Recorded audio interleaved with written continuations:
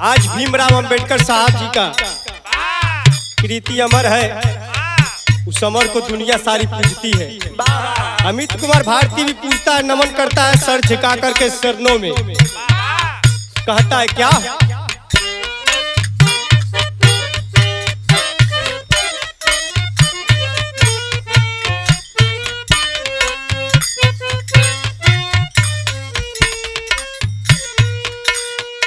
चैता में लिया ले जनमवा हे रामा,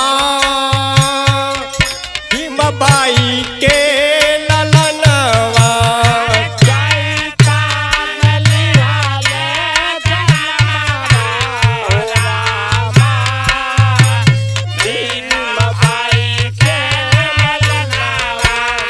चैता में लिया ले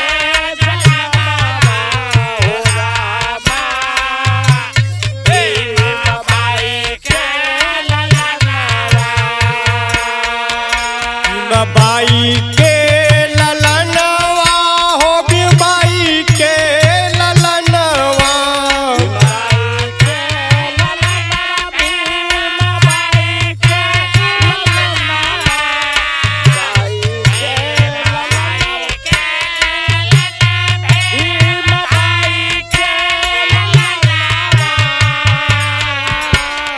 चैता में लिया ले जनमवा हे रामा, भीमबाई के ललनवा।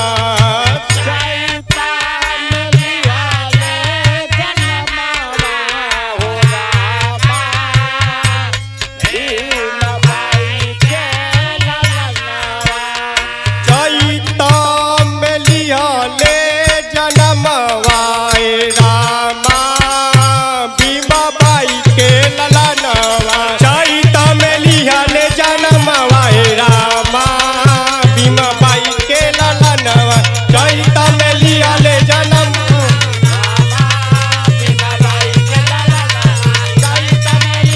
जनमवा हे रामा, भीमबाई के ललनवा।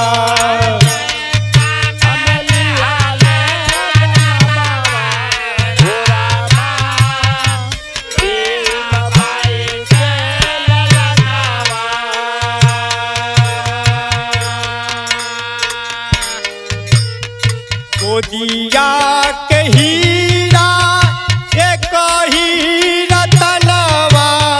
गोदिया के हीरा एक ही ललनवा, गोदिया के हीरा एक ही ललनवा।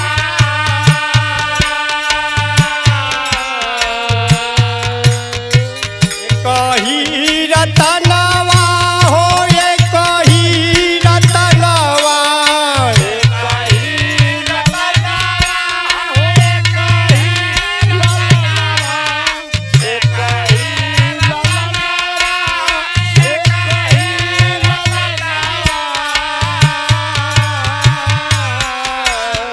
राम जी राव जे कर नमवा हे रामा, भीमबाई के ललनवा।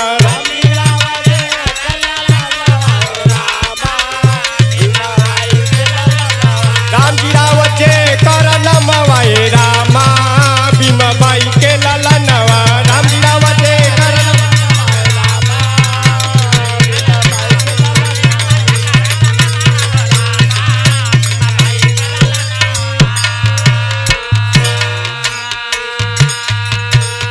जब जब चौ